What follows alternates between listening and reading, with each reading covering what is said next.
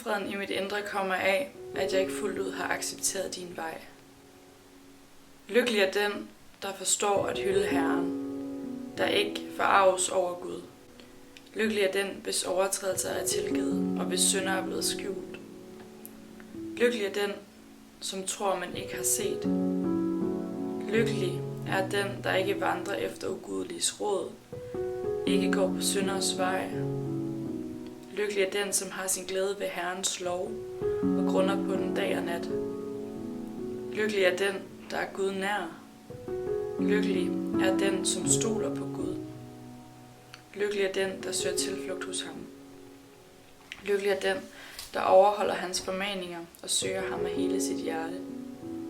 Lykkelig er den, hvis færd er fuldkommen og som vandrer efter Herrens lov. Lykkelig er den, som Herren ikke tilregner skyld, og i hvis sind der ikke er svig. Lykkelig er de fattige i ånden, for himmeriget er deres.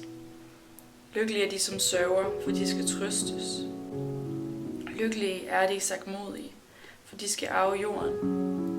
Salige er de, som hungrer og tørster efter retfærdigheden, for de skal mættes.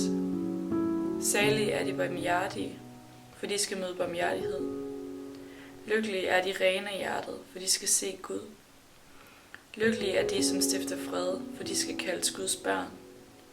Lykkelige er de, som forfølges på grund af retfærdighed, for himmeriget er deres.